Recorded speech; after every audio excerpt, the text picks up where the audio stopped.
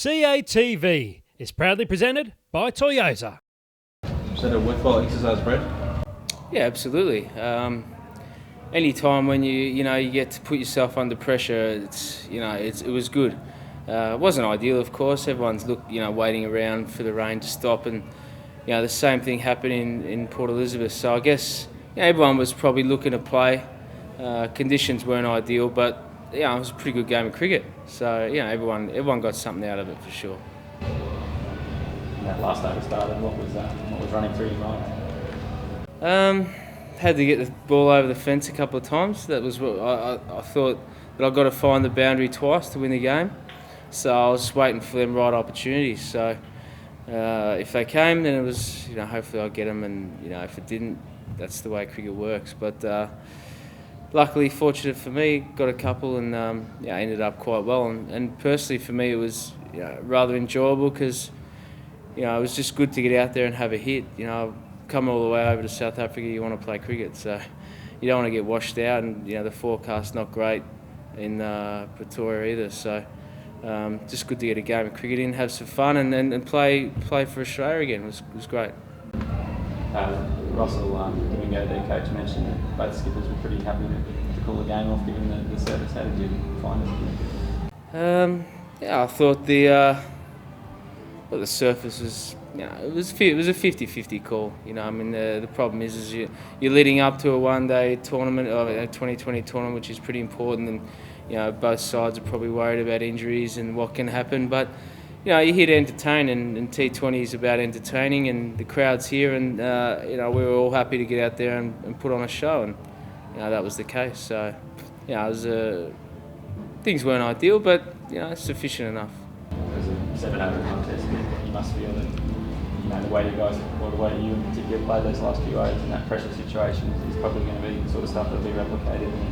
Absolutely, yeah. Absolutely. That's what I'm here for. That's my role, and I'm just here to compliment those guys up the top and use my experience and give a different sort of headstrong personality in those situations. So all worked out in my favour today, and that's hopefully I can keep doing it. And if the guys fire at the top, then hopefully I don't have to walk in and do it too often. I think the way Warner's hitting the ball, Finch and Watson, and they're on fire. So I think they're really geared up for a big month.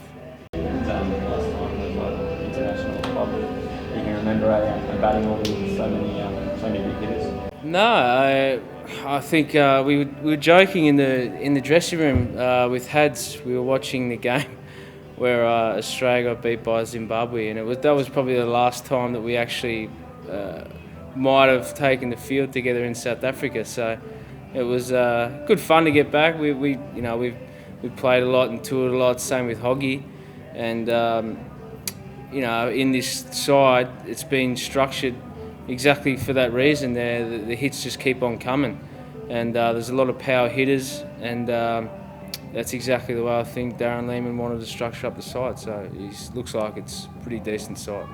Brad, have you seen much of Quinton de Kock, and what did you make of his innings tonight? I have seen a bit of him. I saw him flog 100 in the Champions League. I can't remember who was it against, but I think it was the match before Rajasthan Royals played at Jaipur, and extremely talented player, naturally gifted hitter of the cricket ball.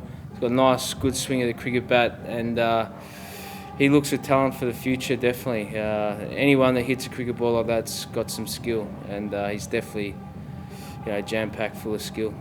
Russell, Domingo said that probably going to be one of the most open tournaments. When you look at it, who do you sort of identify as maybe your biggest threats in the competition?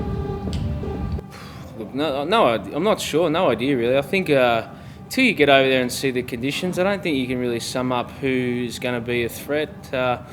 I would think, though, that everyone looking at this Australian side would definitely be a little bit concerned when they come up against us, for sure. I think, knowing that the side that's been chosen, with the artillery that's there, with the firepower of the ball, and then the hitting artillery, we've got good spin in Hogg and Muirhead. We've got some mixture of youth and experience. I think there'd be a few teams worried about us instead of us worrying about others. But, conditions determine who plays, how people can actually go. So we'll just wait and see what they're like till we get over there. How important is that flexibility within the team? You speak about the number of options you've got in the middle order and with the ball as well. Yeah. No, very, very important. And the selectors have had a look at all the equations and ticked off. We've got all bases covered. We've got leg spin, we've got left arm wrist spin, we've got right arm orthodox, we've got power hitters, we've got knowledge, we've got fast bowlers, we've got change of pace bowlers.